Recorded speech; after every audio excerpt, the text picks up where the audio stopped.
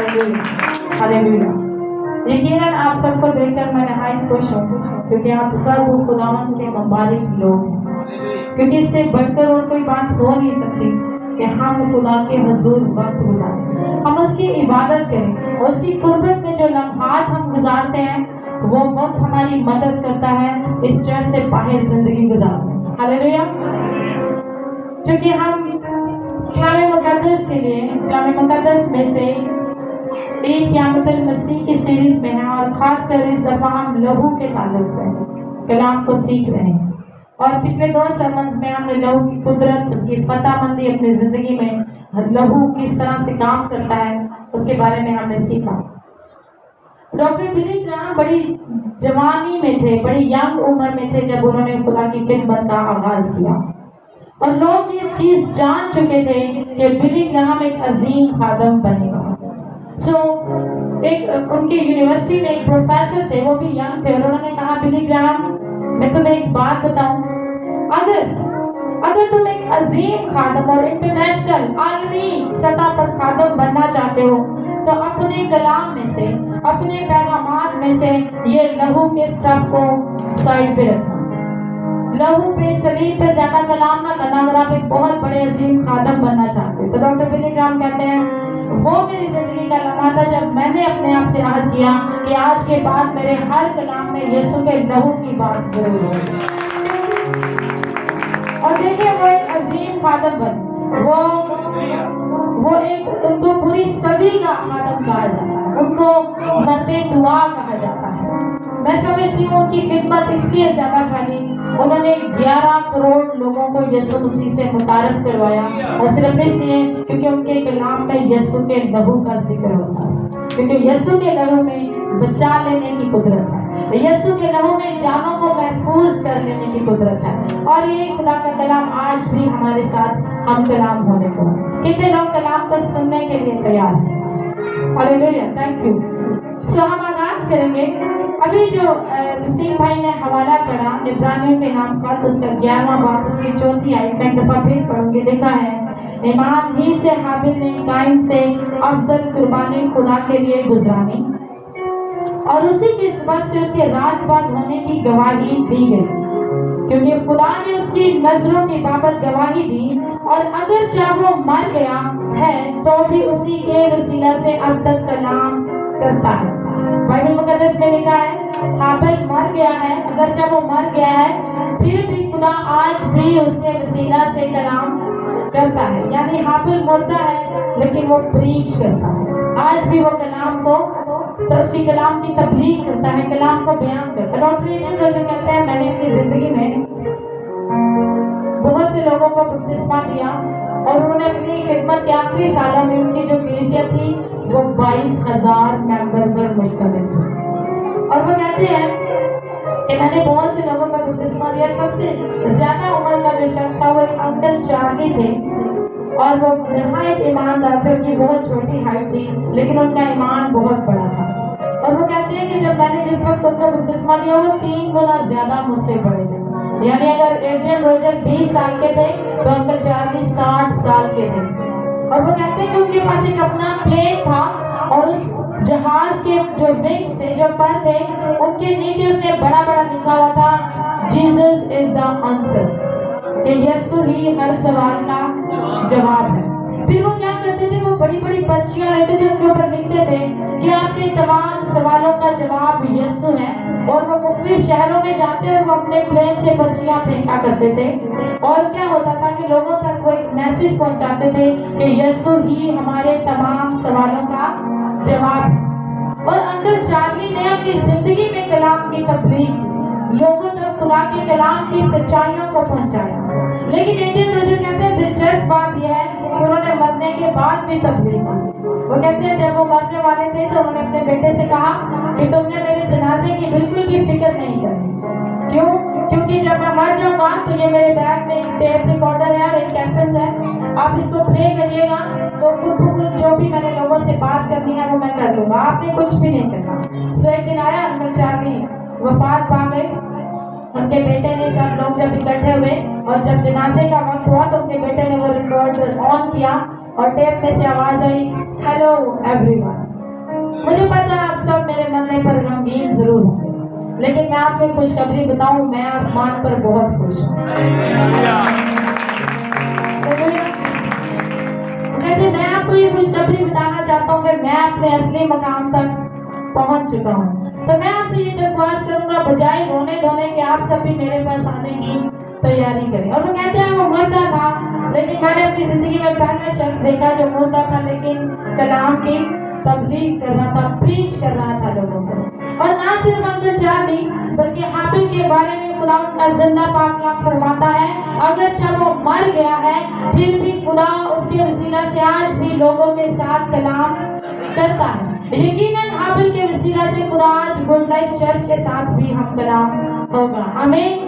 यकीनन हाबिल की जिंदगी से, हाबिल के किरदार से, क्योंकि हाबिल ने खुदा के हजूर लिखा है, हाबिल ने ईमान के वसीला से खुदा के हजूर अफजल कुर्बानी गुजरानी। और हाबिल की वो कुर्बानी यकीनन मसीह यीशु की सलीब का एक अक्स, एक साया था। कुलसियों दूसरे बाब की 7वीं आयत में लिखा है, अगर हम उसकी 17वीं आयत पढ़े तो उसमें लिखा है क्योंकि ये आने वाली चीजों का साया है। आधे अतीत में जितनी चीजें हैं वो आने वाली चीजों का क्या है? साया है। असल चीज जो है, हकीकी चीज जो है वो मसीह की है। यानी हाबिल ने जो खुदा के हजूर कुर्बानी गुजारी वो मसीह यीशु की सलीब को जाहिर करती थी। और बाइबल मुकद्दस फरमाती है कि आधे अतीत जो है वो आने वाली चीजों का साया है। और साये के मुताबिक अगर हम सीखें तो जो साया है, जब सूरज निकलता है तो साये के अंदर फर्क होता है। साया वक्त के साथ साथ बढ़ता भी है और जैसे जैसे सूरज ऊपर जाता है। याद रखें, किसी भी चीज का साया बनने के लिए रोशनी का होना जरूरी है।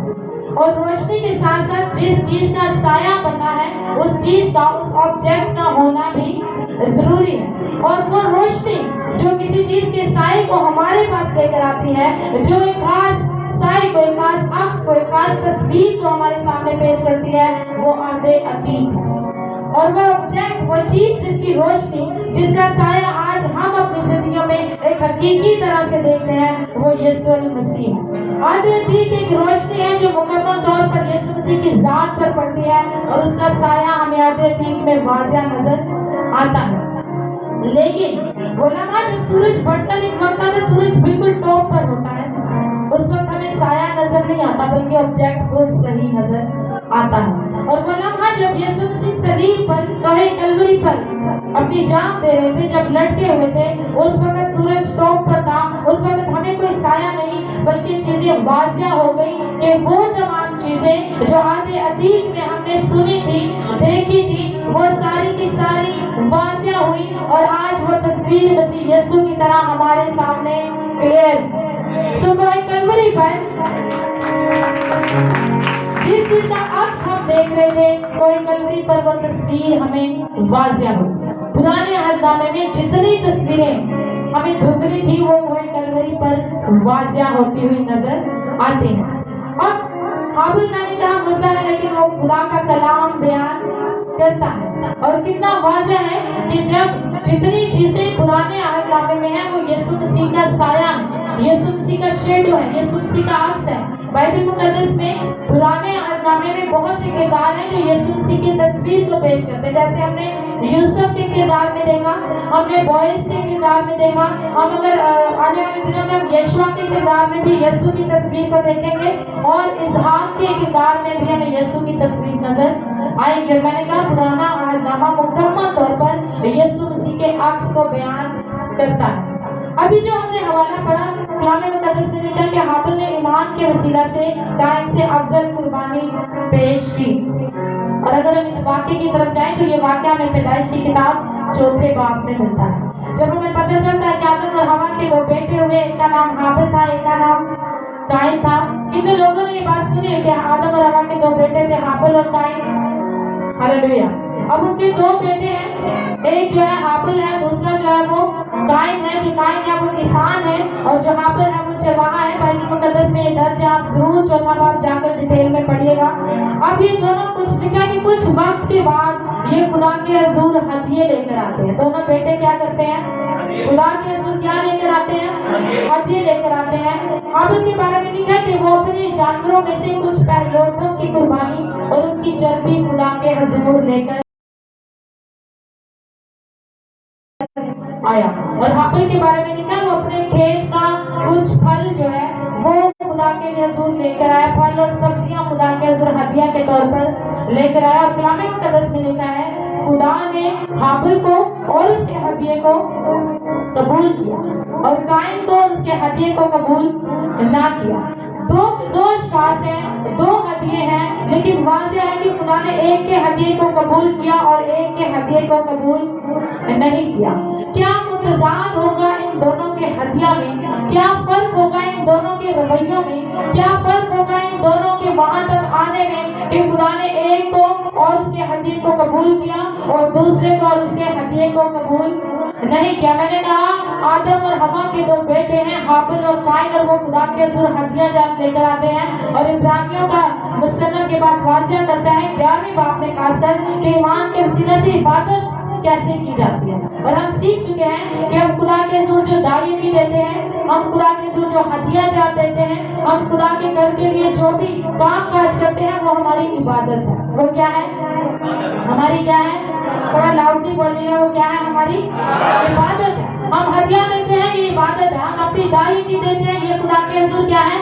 عبادت ہے. ایگزیکٹلی ویسے ہی حابل اور قائن نے بھی خدا کے حضور عبادت کی, لیکن حابل روح اور سچائی سے خدا کی عبادت کرتا ہوا نظر آتا ہے, لیکن جو قائن ہے وہ اپنی جسمانی سوچ اور جسمانی طریقہ سے خدا کی عبادت کرتے ہوئے نظر آتا ہے. میں نے کہا ایسا کیا متضاد تھا ان دونوں کی عبادت میں کہ خدا نے ایک کو قبول کیا اور ایک کو قبول نہ کیا؟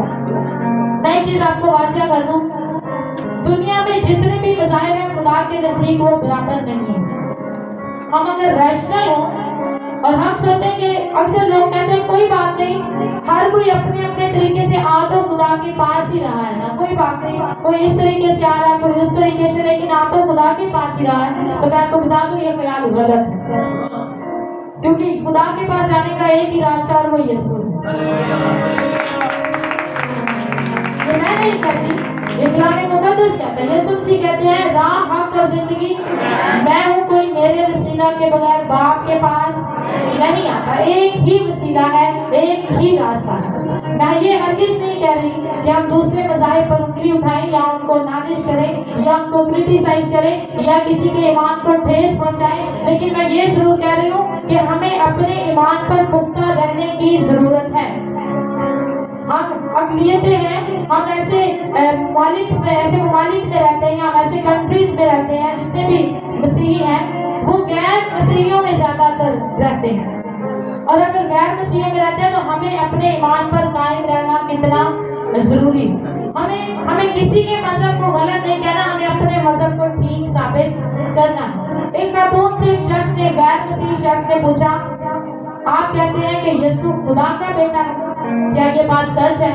وہ ایک دم کنفیوز ہوئی, تھوڑی پریشان ہوئی, ادھر ادھر دیکھا اور پھر کہتی ہمیں تو پتہ نہیں ہے, گوروں نے مشہور کیا ہوا, کیونکہ ہم اپنے ایمان سے زیادہ واقفیت نہیں رکھتے. ہم خوف زدہ ہیں کہ اگر ہم اپنا ایمان بیان کریں گے تو لوگ شاید ہمیں انڈر ایسٹیمیٹ کریں. اس کا مطلب ہے اگر ہمیں اپنے ایمان پر شرمندگی ہے تو اس کا مطلب صاف یہ ہے کہ ہم اپنے ایمان سے واقف نہیں, ہم اپنے ایمان کی طاقت سے واقف نہیں ہیں. لیکن میں آپ کو ایک چیز بتا دوں, حابل اپنے ایمان کی طاقت سے واقف ہے, حابل اپنے ایمان کی طاقت سے واقف ہے. اس دنیا کو مذاہب کی ضرورت نہیں ہے. ڈیوڈ براک کہتے ہیں اس دنیا میں 9900 مذاہب ہیں. ایسے لوگ ہیں جو ہوا کی عبادت کرتے ہیں, جو فضا کی عبادت کرتے ہیں, جو درختوں کی عبادت کرتے ہیں, جو جانوروں کی عبادت کرتے ہیں, پانی کو اپنا دیوتا مانتے ہیں, ہوا کو اپنا دیوتا مانتے ہیں. بہت سے مذاہب ہیں, لوگوں کے لاکھوں خدا ہیں, لاکھوں دیوتا ہیں, لاکھوں مذاہب ہیں. لیکن میں آپ کو بتا دوں دنیا کو مذہب کی ضرورت نہیں ہے. اگر دنیا کو کسی چیز کی ضرورت ہے تو وہ یسوع ہے. دنیا کو کسی بھی مذہب کی ضرورت نہیں ہے. اگر دنیا کو کسی چیز کی ضرورت ہے تو وہ کیا ہے؟ یسوع ہے. क्योंकि हाबिल और काइन के हदिये में एक बड़ा फर्क वाजिया हमें नजर आता है, और वो खुदा के रवैये में हमें चीज वाजिया होती है। और इस दुनिया में बुनियादी तौर पर सिर्फ दो मज़ाहिब हैं। अगर लफ्ज़ मजहब ही हम इस्तेमाल करें तो दो मज़ाहिब हैं। एक मजहब है फजल का मजहब है, और दूसरा मजहब अमाल का मजहब है। और मसीहियत वाहिद ऐसा मजहब है जो फजल का मजहब है। बाकी जितने मज़ाहिब हैं वो अमाल के मजहब है। हाबिल का जो मजहब था वो फजल का मजहब था, और जो काइन का मजहब था वो अमाल का मजहब था। उसके अंदर अमाल का ज्यादा रद्द अमल था, उसके अंदर अमाल को ज्यादा एक्सॉल्ट किया गया, उसने अपने अमाल को ज्यादा अहमियत दिया। मैं एक चीज आपको वाज़ेह कर दूं कि अगर हाबिल और काइन की कुर्बानी खुदा ने नहीं, हाबिल और काइन की कुर्बानी खुदा के हुज़ूर आई, हदिया खुदा के हुज़ूर आया, और खुदा ने काइन को उसके हदिये को कबूल नहीं किया, हाबिल को उसके हदिये को कबूल किया।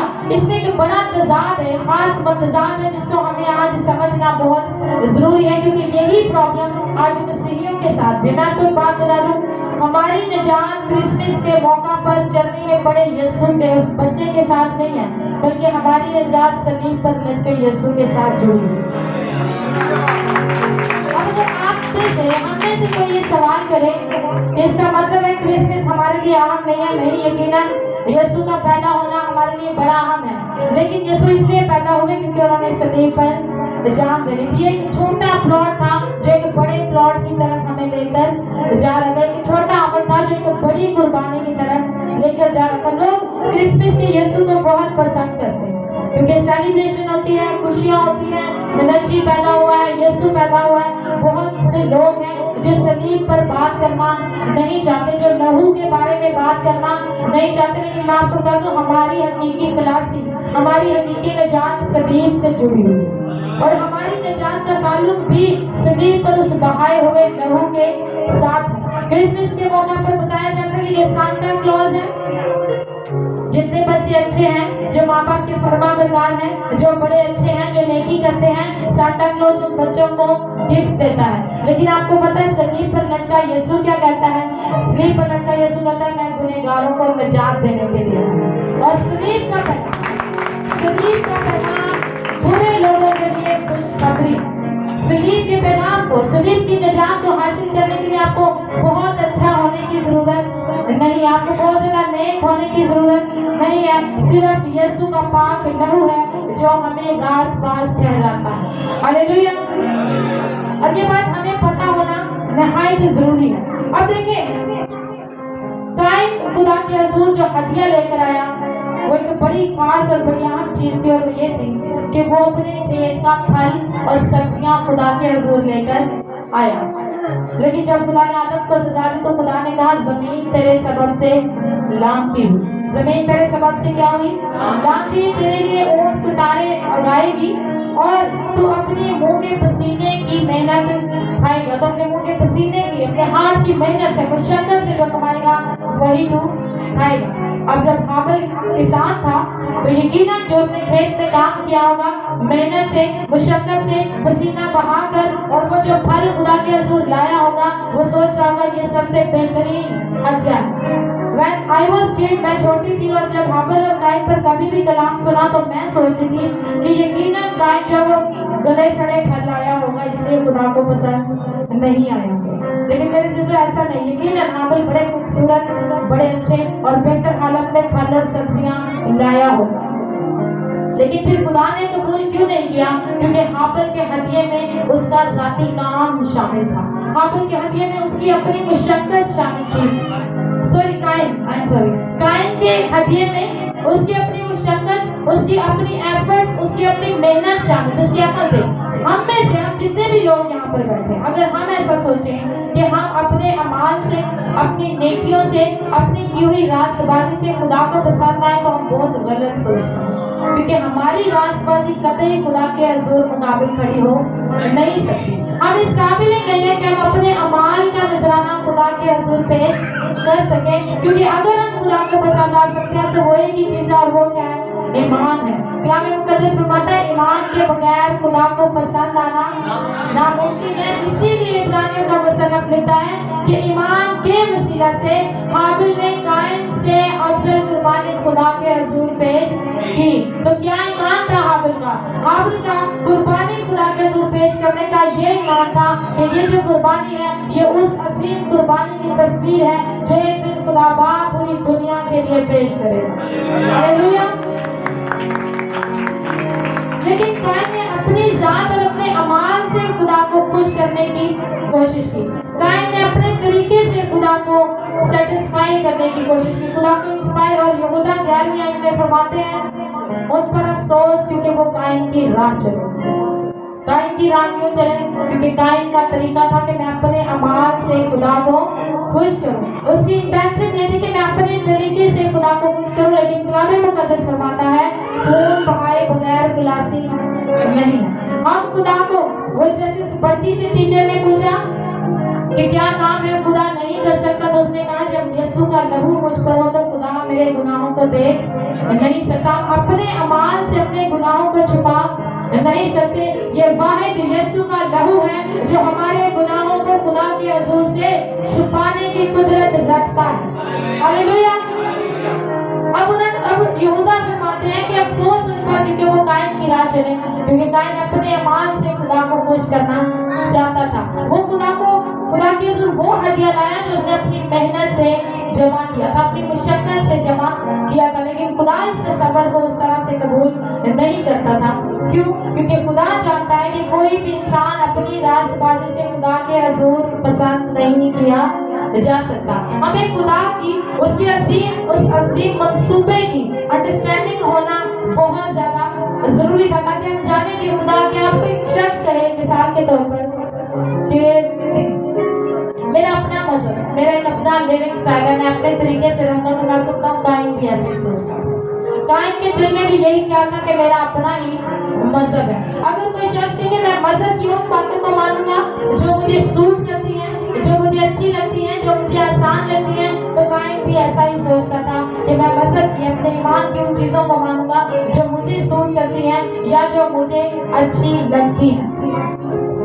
لیکن حابل نے خدا کے حضور لکھا ہے کہ ایمان کے وسیلہ سے قائن سے افضل قربانی گزرانی.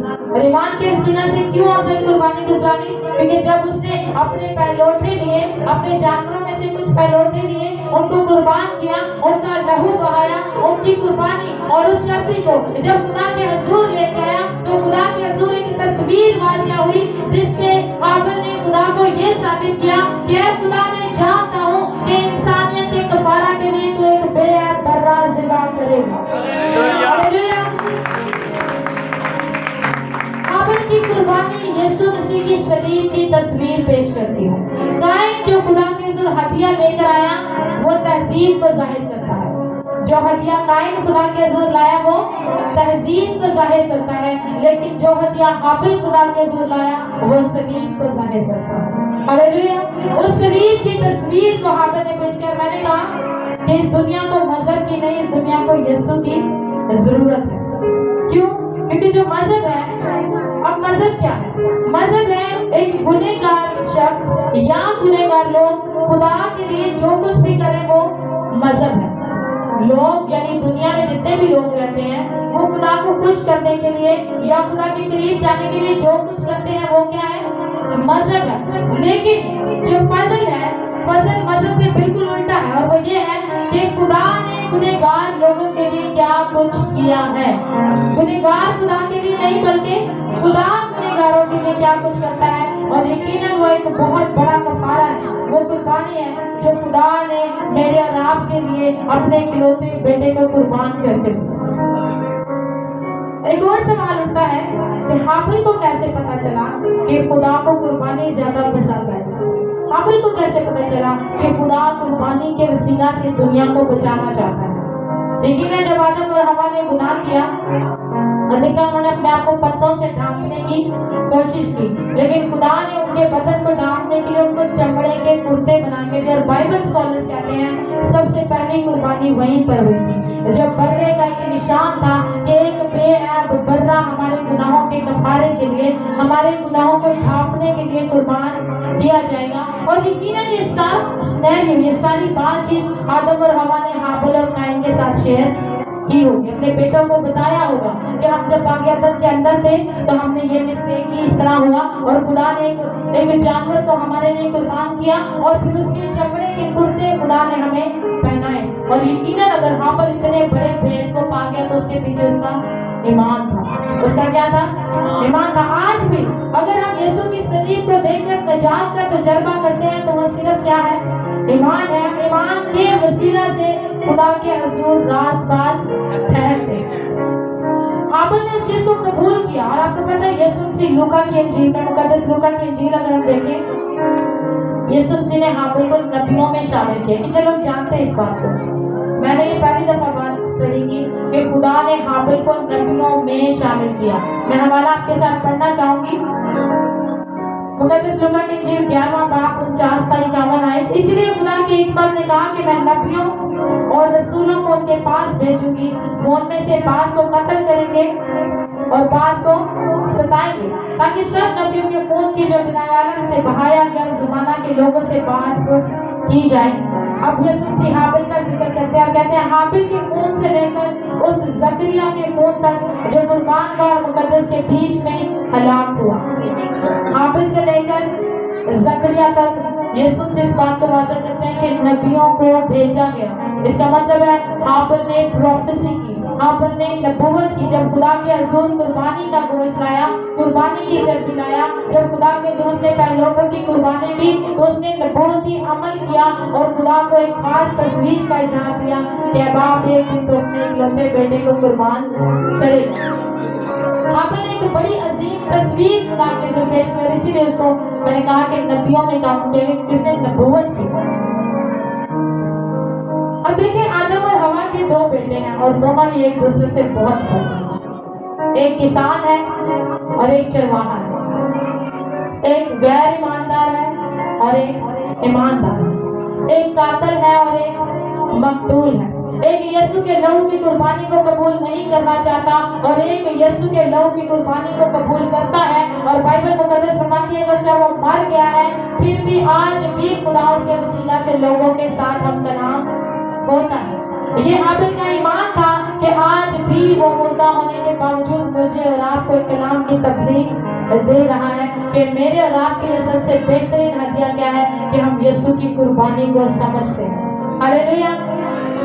अब दोनों फर्क है, हमारी फैमिलीज में भी बच्चे एक दूसरे से बहुत फर्क होते हैं, हम सबकी चॉइस फर्क होती है, एक ही घर में पले होते हैं, एक ही घर में रहे होते हैं, एक जैसा ही माहौल होता है, उसके बावजूद सब एक दूसरे से बहुत फर्क होते हैं, चॉइसेस फर्क होती है, पहनावा फर्क होता है। लेकिन मैं कहती हूँ खूबसूरती है, ये दुनिया की खूबसूरती है कि हम एक दूसरे से फर्क है, हमारी चॉइसेस फर्क है कि हमारी दुनिया को और खूबसूरत करते हैं। लेकिन मैं किस वादा कर दूं, हमारा ईमान फर्क नहीं होना चाहिए। हाबिल और काइन का ईमान फर्क था जिसके बायस काइन हमेशा की मौत में गया और हाबिल हमेशा की जिंदगी में दाखिल हुआ। सो हमारे ईमान का एक होना नहायत जरूरी है। हाबिल ने बाग़ अदन के बाहर जब बर्रों की कुर्बानी की, जब पहलोठों की कुर्बानी की, तो एक बड़ी अजीम कुर्बानी को उसने खुदा के हुजूर जाहिर किया, खुदा से इकरार किया कि तू एक बड़ी अजीम कुर्बानी करेगा। एक चीज मैं और आपके साथ शेयर करती चलूं कि यीशु मसीह की जो कुर्बानी है, यीशु मसीह का सलीब पर जो जान देना है वो एक्सीडेंटली नहीं है। खुदा ने बाई चांस ऐसा नहीं हुआ कि जब आदम और हवा ने गुनाह किया तो तब खुदा ने प्लान किया कि अब ये किया जाए कि इस तरह से इनको बचाया जाए। नो वे। मुकाशवा की किताब उसके 13वें बाब की 8 आयत पढ़ें तो उसमें लिखा है बिनाए आलम के वक्त से ज़िबा किया हुआ बर्रा, इससे पहले कि जमीन और आसमान पैदा होते, इससे पहले कि मैं और आप पैदा होते, इससे पहले कि आदम और हवा पैदा होते, खुदा के ज़हन में यीशु मसीह की अजीम कुर्बानी का आइडिया ऑलरेडी मौजूद था। यूँ कहना गलत नहीं होगा कि जो हमारा मुस्तकबिल है वो भी खुदा के लिए माजी है। हमारा जो मुस्तकबिल है खुदा के लिए माजी है, क्योंकि वो हमारा खुदा है, वो ओमनीशेंट है, वो हर तरह का इल्म रखता है, वो माजी का हो, वो हाल का हो या फिर मुस्तकबिल का हो। सो यीशु मसीह की कुर्बानी कोई एक्सीडेंट नहीं थी, इमरजेंसी सिचुएशन में नहीं लाई गई, बल्कि खुदा का अजीम मंसूबा था, ये खुदा की कुदरत थी। यीशु मसीह का पैदा होने का तरीका, यीशु मसीह की जिंदगी, यीशु मसीह के दुख, यीशु मसीह की तकालीफ, शरीर पर जान देना, लहू का बहाया जाना, ईच एंड एवरीथिंग जिंदा खुदा के मंसूबा का हिस्सा था। ये एक्सीडेंटली ऐसा नहीं हुआ। ग्रांट स्ट्रॉन्गी कहते हैं, cut the Bible anywhere it bleeds. आप बाइबल मुकद्दस को कहीं से भी काटें, आपको उसमें से यीशु का लहू बहता हुआ नजर आएगा। कलाम मुकद्दस में जहां आपको एक सुनहरी डोरी नजर आती है जो यीशु मसीह की एक बहुत बड़ी बादशाह के कायम होने का इजहार करती है, उसके एग्जैक्टली साथ साथ आपको एक लाल डोरी भी नजर आती है जो बाइबल मुकद्दस के सारे वाकयात, सारे इक़्तिबासात, सारे आयात को, सारे किरदारों को आपको सिर्फ एक ही चीज के साथ बांधती हुई नजर आती है, और वो यीशु की सलीब। हालेलुया। वो यीशु की सलीब के साथ सारी चीजों को बांधती हुई डोरी हमें नजर आती है। ऐसे लगता है जैसे एक यीशु मसीह के लहू का एक लाल दरिया है जो पैदाइश की किताब से बहना शुरू होता है और मुकाशवा की किताब तक बहता नजर आता है। और ये पता है कब पहली दफा ये दरिया कब शुरू हुआ? जब खुदा ने आदम और हवा के लिए चमड़े के कुर्ते बनाए, तब वो लहू बहना शुरू हुआ। और वो तमाम कर आप अगर उस सारे सिनेरियो को देखें, खुदा ने आदम और हवा के कुर्ते बनाने के लिए एक जानवर की कुर्बानी की, एक खून बहाया, और उसके बाद उनके कुर्ते बनाए। उससे आगे चले तो हाबिल खुदा के साथ कुर्बानी करता है, और वही दरिया में हाबिल की जिंदगी में से बहता हुआ नजर आता है। फिर थोड़ा सा और आगे चले तो नूह ने जब देखा कि मेरा खानदान बच गया है, मैं बच गया हूँ, तो कश्ती से फौरन बाहर आते हैं। आप जानते हैं उसने क्या किया? कुर्बानी की। उस वक्त कुर्बानी की कोई शरीयत तो नहीं थी, लेकिन नूह ईमान के वसीला से जानता था कि खुदा क्या करने वाला है, खुदा इस पूरी दुनिया को बचाने के लिए क्या बड़ा मंसूबा रखता है। और इससे आगे चले तो खुदा ने इब्राहिम को बुलाया। इब्राहिम को लाम जैसी नेमत थी, जब एक अरसा के बाद उसको इसहाक जैसा बेटा दिया, उसने कहा मुझे अपने बेटे की कुर्बानी दे। और इब्राहिम जो ईमानदारों का बाप कहलाता है, बिना सोचे, बिना अपनी बीवी से बात किए, बिना किसी चीज का खुदा के जो सवाल किए, वो अपने बेटे इसहाक को लेता है और कुर्बानी करने के लिए उस पहाड़ की तरफ चल पड़ता है। और वो लम्हा जब इब्राहिम अपने बेटे को बांधकर मज़बा के ऊपर रखता है और हाथ में छुरी पकड़े होता है, अगर आप इस तस्वीर को तस्वर करें तो कई हजार साल बाद एग्जैक्ट वही तस्वीर हमें कोहे कलवरी पर नजर आती है, जब आसमानी बाप अपने इकलौते बेटे को इस पूरी दुनिया की निजात के लिए कुर्बान करते हुए नजर आता है। उसके बाद इब्राहिम को खुदा मना करता है कि अपने बेटे को कोई जरर ना पहुंचा। क्या कर? वो देख, वो झाड़ियों में जो मेंढा है, जो जिसका सर झाड़ियों में फंसा हुआ है, उसको ले और उसको कुर्बानी कर। और आपको ऐसा नहीं लगता वो मेंढा जिसका सर झाड़ियों में फंसा हुआ है, वो कई सदियों बाद यीशु मसीह की तस्वीर को पेश करता है, जिसके सर पर कांटों का ताज है, जिसने मेरे और आपके लिए, गुनाहों के लिए, उसने कुर्बानी के लिए अपने सर पर कांटों का ताज पहना। और फिर उस मेंढे को इब्राहिम ने दिया और उसकी कुर्बानी की। और वो मेंढा फिर एक और तस्वीर को पेश करता है, फिर उसी तस्वीर को वाज़ह करता है कि जैसे इसहाक को खुदा ने महफूज किया, बिल्कुल इसी तरह खुदा पूरी दुनिया के हिस्से की मौत जो है वो मसीह यीशु को देगा। और उसने कुर्बानी की एक अजीम तस्वीर को उस पहाड़ पर दिखाया। कई साल पहले की बात है, कई सदियां पहले की बात है। इब्राहिम ने इसीलिए वहां पर क्या कहा अपने बेटे को? उस जगह का नाम क्या रखा? यहोवा यरी, यानी खुदा मुहैया करता है। क्योंकि इब्राहिम, आपको पता है यीशु मसीह बनी इस्राएल से कहते तुम्हारा बाप इब्राहिम मेरे दिन को देखने की उम्मीद में बहुत खुश था, चुनाचा उसने देखा और वो खुश हुआ। तो सारे यहूदी हैरान हुए कि इब्राहिम तो कई सदियों पहले गुजर गया, उसने यीशु को कैसे देखा? आप जानते हैं उसने कैसे देखा?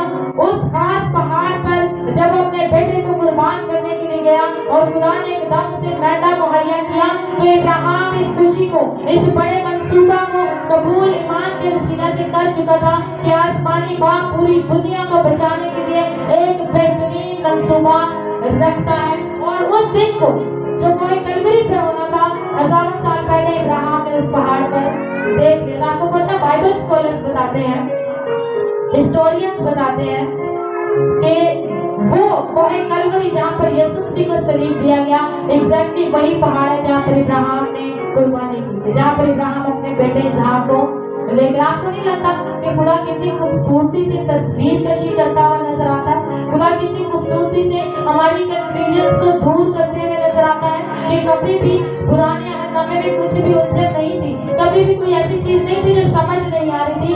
वो फसल, वो मोहब्बत, वो अजीम कुर्बानी पैदाइश की किताब से चलती आती है और मोहे कलवरी पर मुकम्मल होती नजर आती है। और वो तस्वीर सिर्फ इब्राहिम के उस कुर्बानी पर ही नहीं रुक जाती। थोड़ा सा आगे चलते हैं तो फिर हमें पता चलता है कि बने इस्राएल अब गुलामी में, और खुदा मूसा को कहता, मूसा मेरी कौम को इस तारीकी की जगह से निकाल, इस गुनाह की जगह से मेरी कौम को निकाल, इस गुलामी की जगह से मेरी कौम को निकाल कर ले चल। और जिस रात उन्होंने जाना था, खुदा ने मूसा से क्या कहा, इब्राहिम एक बर्रा लो, उसको क्या करो, उसे कुर्बान करो। उस बर्रे का खून एक सबसे कह दो कि अपनी चौखटों पर लगा ले, अपनी डोर पोस्ट पर लगा ले, क्योंकि आज रात क्या होने वाला, आज रात मौत का फरिश्ता आएगा। और मौत का फरिश्ता जब इन घरों से, गलियों से, इन रास्तों से गुजरेगा तो वो एक ही चीज को ढूंढेगा, और वो क्या होगा, बर्रे का लहू होगा। जिस घर में बर्रे का लहू नहीं लगा होगा उस घर के पैलोटे क्या होंगे, मर जाएंगे। और जिस घर पर फरिश्ता देखेगा कि बर्रे का लहू लगा है, उस घर का पैलोटा महफूज रहेगा। खुदा ने मूसा से कहा, और यकीन जाने ऐसा हुआ, ये बात हकीकत साबित हुई जब सुबह पता चला जिन लोगों ने अपनी चौखटों पर बर्रे का लहू लगाया था उनके पैलोटे महफूज रहे। वो मिस्री हो, वो यहूदी हो, वो किसी भी कौम से ताल्लुक रखते हो, जिस खानदान ने अपनी चौखटों पर बर्रे का लहू लगाया वो महफूज रहे। और मैं आपको बता दूं, आज भी मसीही जिंदगियों में, हमारी मसीही जिंदगी की चौखट पर अगर बर्रे का लहू नहीं है तो हम महफूज नहीं। आज भी हमें बर्रे के लहू की जरूरत है। आज भी वो बर्रे का लहू हमें बचाता है। आज भी वो बर्रे का लहू हमें निजात देता है, ना सिर्फ बनी इस्राएल को, बल्कि जब वो वहां से निकलते हैं, गुलामी से आगे जाते हैं, अपने वादा की हुई जमीन पर जाते हैं, तो खुदा उन्हें कुर्बानियों का एक सिलसिला बताता है। ये कुर्बानी होगी, फलां कुर्बानी होगी, इस तरह से होगा। इस सारे का मकसद आप जानते हैं क्या था? एक माहिर नफ्सियात है पॉलव, उन्होंने एक बड़ी खास चीज इंट्रोड्यूस करवाई। उसके लिए लफ्ज इस्तेमाल इंग्लिश में किया जाता है कंडीशन रिस्पॉन्ड, यानी ट्रेनिंग का एक सेशन है। उसकी मैं आपको एग्जांपल देती हूँ, आपको ज्यादा इजीली समझ आएगी। वो कहते हैं जैसे आपके घर में कोई पेट है, कोई डॉग ले लें, कैट ले लें, बिल्ली, कुत्ता, जो भी आप घर में पेट पालते हैं, आपके घर एक बेल दबाएं और वो आपकी तरफ जब आएगा बेल सुनकर तो आप उसे खाना दें। फिर जब वो चला जाए, फिर जब दोबारा आपने उसको खाना देना तो फिर आप बेल दबाएं। जब आप बेल दबाएंगे तो वो फिर आएगा, तो फिर आप उसे खाना दें। वो कहते हैं आप कुछ दिनों तक ये प्रोसेस करें, तो आप खाना बनाएं, उसके लिए जो भी बना रहे हैं खाना, कहीं भी रखते वो खाना नहीं खाए, क्योंकि उसका ज़हन जो है उस बेल के साथ जुड़ा हुआ। आप खाना ना भी रखें, आप सिर्फ बेल दबा दें, उसके मुंह से पानी निकलेगा, क्योंकि उसे पता है जब ये बेल दबती है तो मुझे खाना मिलता है। ये कंडीशन रिस्पॉन्स है। और खुदा अगर पैदाइश की किताब से लेकर हर एक चीज हमें बताता आ रहा है, कुर्बानियों के ताल्लुक से, लहू के ताल्लुक से, निजात के ताल्लुक से, कफारा के ताल्लुक से, तो खुदा मुझे और आपको कंडीशन कर रहा है कि जब मैं और आप सलीब को देखें, जब इस कुर्बानी को देखें, जब असीम कुर्बानी को देखें, तो मैं और आप जाने कि हमारे गुनाहों का कफारा हो चुका है। एक condition response out of blue आके यीशु ने कुर्बानी नहीं दी, एकदम लोगों को पता ही न चलेंगे क्या हो गया। कई हजार सदियां खुदा लोगों को सिखाता रहा, कुर्बानी का सिलसिला, लहू बहाने का सिलसिला, कफारे का सिलसिला। आपको पता है बनी इस्राएल ने क्या किया? बस लास्ट में 5-6 करोड़ की बनी इस्राएल ने खुदा के बारे में बुड़बुड़ाए, मूसा के बारे में बुड़बुड़ाए, तो मैं बियाबान में मारने के लिए आ गया, ये हो गया, वो हो गया, अपनी बातें करते हैं। आपको पता है खुदा ने क्या किया? खुदा ने जलाने वाले सांप उन पर छोड़े। जब उन पर जलाने वाले सांप छोड़े तो लोग मरने लगे। फिर बनी इस्राएल मूसा के पास है, हमारे लिए दुआ कर, हमारे लिए दुआ कर के हम बच जाए, क्योंकि हम मर रहे हैं, हमारे बच्चे मर रहे हैं, वो सांप हमें डस रहे हैं और हम मर रहे हैं। तो खुदा ने क्या कहा? खुदा ने मूसा से कहा एक पीतल का सांप बना और उसको उस लुटकी पर लटका दे, उसको हाइट पर लटका, और बनी इस्राएल से क्या है कि जिस किसी को सांप डसेगा, अगर वो उस सांप को जो उस पर लटका हुआ है उस पर उसकी नजर चढ़ी जाए तो वो उस डसे हुए सांप से मौत की तरफ नहीं जाएगा और बच जाएगा। आप जानते हैं किस बात की तस्वीर थी? इस बात की तस्वीर थी जिस तरह मसीह यीशु मेरे और आपके गुनाहों को लेकर सलीब पर चढ़ गया, जिस तरह उस पुराने अज़दहा, उस इब्लीस की चालों को, उसके सारे फंदों को, उसके सारे इरादों को यीशु मसीह सलीब पर लेकर कुर्बान हो गए। तो आज जो कोई भी इब्लीस से डसा हुआ है, आज जो कोई भी इब्लीस के हाथों मजबूर है, इब्लीस के हाथों बीमार है, इब्लीस के हाथों फिक्र दर्द में है, आज जब वो इस सलीब को देखेगा तो वो शिफा पा जाएगा। अब यीशु मसीह बार बार कलाम मुकद्दस में एक ही बात हमें वाज़ह करते हैं कि ये यीशु का लहू है जो हमें महफूज करता है। मेरे जी तो हाबल और कैन की कहानी इस तरह से हमने कभी नहीं सुनी, यकीनन नहीं सुनी कि हाबल ने किस तरह एक नबी के तौर पर एक अजीम प्रोफेसी की, एक अजीम नबूवत की, लेकिन उस सारे का मकसद हाबल से लेकर नूह, इब्राहिम, मूसा, सारी कुर्बानियों का सिलसिला और यीशु मसीह के कोहे कलवरी तक, उस सारे का मकसद सिर्फ एक है कि जमीन पर रहने वाले जितने ईमानदार हो वो ये बात जाने कि वो बर्रे के लहू से बचाए गए। वो किससे बचाए गए हैं? बर्रे के लहू से बचाए गए। मेरे चीजों, आज हमारी दुआओं में बर्रे के लहू का होना बहुत जरूरी है। आज हमारी इबादत में बर्रे के लहू का जिक्र होना नहायत जरूरी है, क्योंकि ये बर्रे का लहू ही है जो हमारे गुनाहों का क्या करता है? कफारा देता है। वो बहाया हुआ लहू हमें महफूज करता है। खुदा चाहता है ईमानदार जो मायूसी में हो, जब फिक्र दर्द में हो, जब परेशानियों में हो, जब बीमारियों में हो, तो वही सलीब को देख और जाने कि हम एक फलामंद मसीहा के मानने वाले हैं। हम हमेशा इन हालात में रहने वाले नहीं हैं। हम हमेशा की जिंदगी के लिए मुख्तस हो चुके हैं। हम अपनी जिंदगी के लिए बचाए जा चुके हैं। हमारे गुनाहों का कफारा हो चुका है। ये सलीब और इस पर बहाया गया लहू मेरी और आपकी सबसे बड़ी उम्मीद है। आज से इस लहू को, इस सलीब को अपनी जिंदगी का महवर बना। जब कभी आप इस सलीब को देखें तो आपके बदन में एक ठंडी लहर दौड़नी चाहिए जो आपको तसल्ली दे, जो आपको ईमान की कुव्वत अता करे, जो आपकी जिंदगी में अपने इत्मीनान को जागज़ी कर सके। खुदावंद आज के बाद नाम के से सबको बड़ी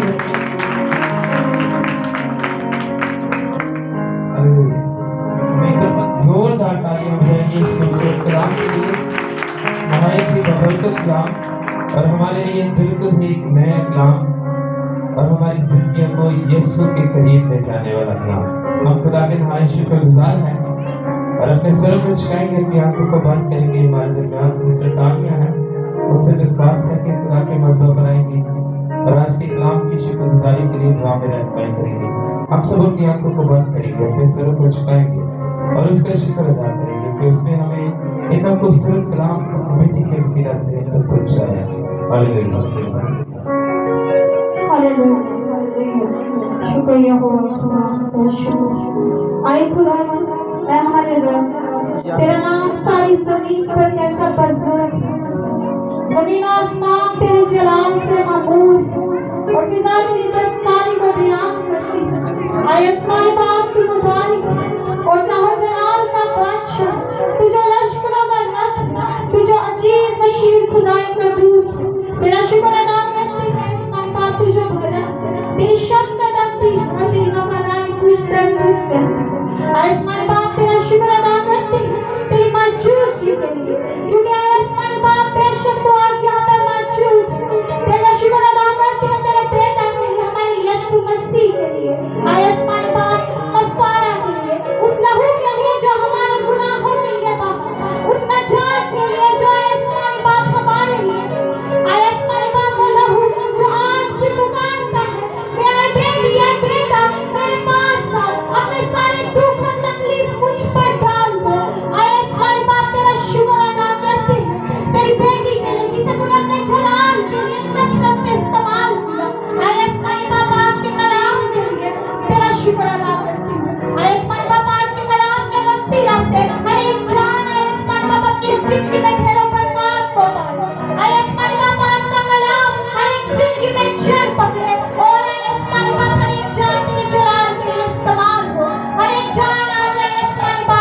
शुक्र अदा करें, क्योंकि तू हैय्युल कय्यूम खुदा है, तू है आसमान का मुहैया करने की कुदरत रखता है। आए आसमान बाप, आज जितनी जाने तेरे हुजूर सरनगू है, वो हर एक जान को तेरे बरकत से नवाजना।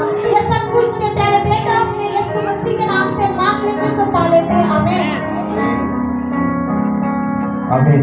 अपने सर को उठाते हुए खुदा के सलाम में आगे बढ़ेंगे और मलिकान के रहमत में गीत गाएंगे। इसी दौरान अपने हदीन नजराने भी खुदा के हुजूर में पेश करेंगे। हालेलुया, हालेलुया, पेश।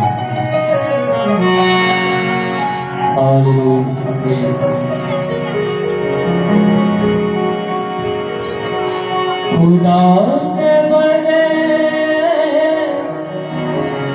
रख लहू के नीचे, खुदा के बने रख लहू के नीचे, रख लहू के नीचे, रख लहू के नीचे, रख लहू के नीचे, ये हुआ है, रख लहू के नीचे, ये सदा है,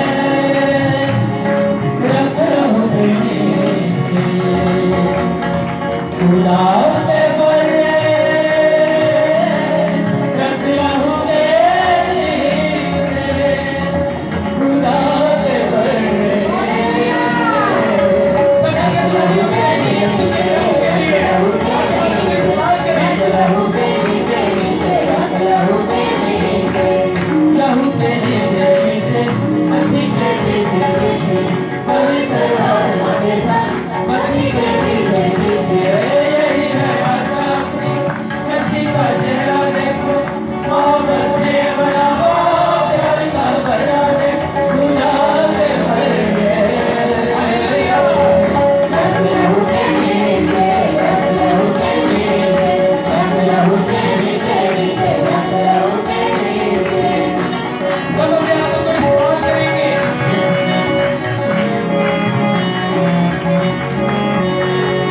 लहू ये पवित्र यहोवा का है, लहू ये खुदावंद मसीहा का है, लहू ये पवित्र यहोवा का है, लहू ये खुदावंद मसीहा का है, लहू ही में शक्ति मसीह का मसा है, लहू ही में शक्ति मसीह का मसा है, खुदा के बने रख लहू के नीचे, रख लहू के नीचे, रख लहू के नीचे, रख लहू के नीचे।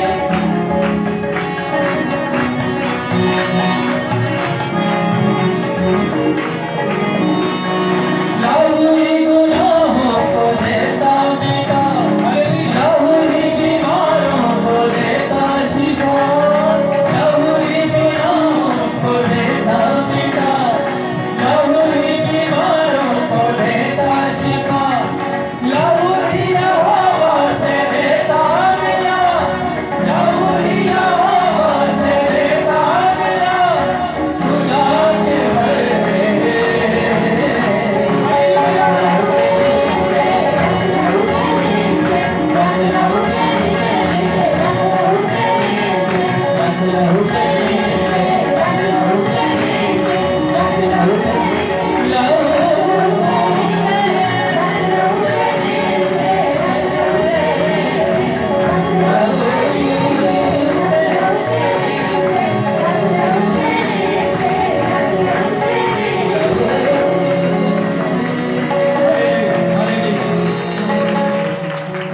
यीशु मसीह की, यीशु के लहू के लिए एक दफा जोरदार तालियां। हालेलुया। बेशक उसी लहू के वसीला से आज हम जिंदा हैं और निजात याफ्ता हैं। हालेलुया। हम खुदा की नहाई शुक्रगुजार हैं आज के कलाम के लिए, सारी इबादत के सेशन के लिए, प्रोसेस के लिए। इससे पहले कि बरकत की दुआ चाहे, जब एक जरूरी ऐलानात हैं जो आप तक पहुंचाना जरूरी है, तो मैं सिस्टर आमना से रिक्वेस्ट करता हूँ आएंगी और आपका कुछ है कि सारे थैंक यू वसीम भाई। जो अनाउंसमेंट मैं करने जा रही हूँ उसका ताल्लुक हमारी कलीसियाई तरक्की के साथ भी है اور اس کا تعلق ہماری اپنی جسمانی اور نفسیاتی صحت کے ساتھ ہے۔ ماہر نفسیات کہتے ہیں کہ ایک خاندان کو مہینے میں کم از کم مہینے میں ایک بار تفریح پہ لازمی جانا چاہیے، پارک میں، تفریح سے مراد باہر سیاحت تو بڑی دور ہو جائے گی، سیر وغیرہ کے لیے یا آؤٹنگ، جس کو ہم آؤٹنگ کا سب کو ورڈ آتا ہوگا، آؤٹنگ کے لیے لازمی جانا چاہیے، کیونکہ جو خاندان کچھ وقت سوشلی یا معاشرتی طور پر اکٹھے وقت گزارتے ہیں وہ خاندان زیادہ صحت